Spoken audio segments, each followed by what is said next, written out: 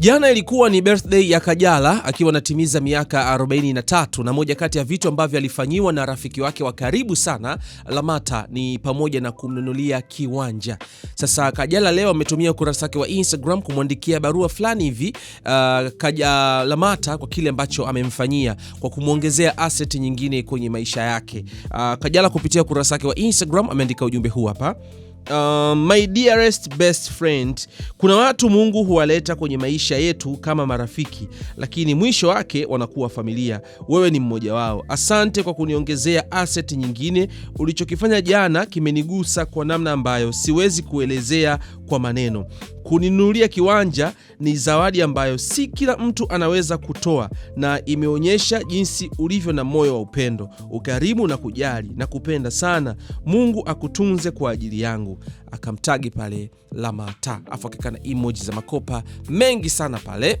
So Kajala amempa shukrani Lamata kwa kile ambacho amekifanya kwa kumnunulia zawadi ya kiwanja. Lakini all in all, kingine ambacho kime make headline kutokana na hii birthday ya Kajala ni maneno ambayo Paula aliyazungumza kwamba amechoka kumuona mama yake akiwa analia. Anatamani kuona mama yake akismile na kusahau jana yake, yani past yake, mambo ambayo ameyapitia, kwa sababu inaonekana kama Kajala kuna vitu ambavyo anavipitia mpaka sasa, mpaka Paula mwenyewe anasema kwamba anatamani mama yake atoke kwenye hayo maisha. Na moja kwa moja watu wakahusianisha hivyo vitu na Harmonize, kwamba Harmonize na Kajala kwa sasa hawako sawa, na hata jana Harmonize hajamuishi hata kumuishi Kajala kupitia kurasa yake wa Instagram, kumuishi birthday. Na kwa unafahamu haiwezekani Harmonize amekuwa kimposti Kajala kwenye mambo mengi sana, leo hii ashinde kumuishi kwenye birthday. Na toka siku ya uzinduzi wa kipindi cha A-List tuliona jinsi ambavyo hakukuwa na interaction nzuri kati ya Harmonize na Kajala, lakini pia tukaona majibu ya Harmonize alipokuwa na chati na Maimartha, ambaye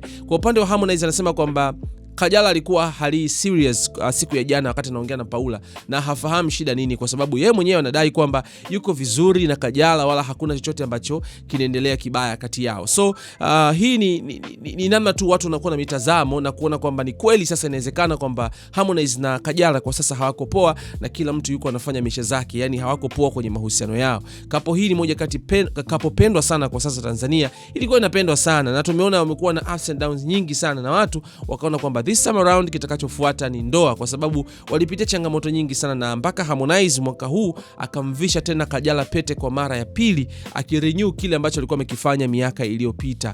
Lakini pamoja na hivyo hatujaona chochote ambacho kinaendelea. Zaidi na zaidi tunaona kwamba wawili hawa hawapo katika maelewano mazuri, hakuna tena good terms, hakuna mambo ya birthday wish, hakuna mambo ya birthday party wala nini. Ni mambo yapo kimya kimya. Na juzi Harmonize akiwa kwenye show siku ya kombe la dunia ile, kwenye moja kati ya show zake ambazo alizipiga pale Tabata, alizungumza kwamba Kajala hamheshimu na kumchukulia kama vile ni mtoto, swala ambalo yeye kwa upande wake linamuumiza sana, kwa sababu inamlazimu aweze kumbembeleza sana Kajala, vitu ambavyo yeye binafsi anaona kwamba it's not fair. So it is what it is kwa upande wa Harmonize, naye amejidefend hivyo. Tutafahamu nini ambacho kinaendelea, kwa sababu penzi la Harmonize na Kajala sio la kulitabiri sana. Chochote kinaweza kutokea. Wanaweza wakawa wako fresh, wanaweza karudiana hata kama wamegombana kwa namna yoyote ile.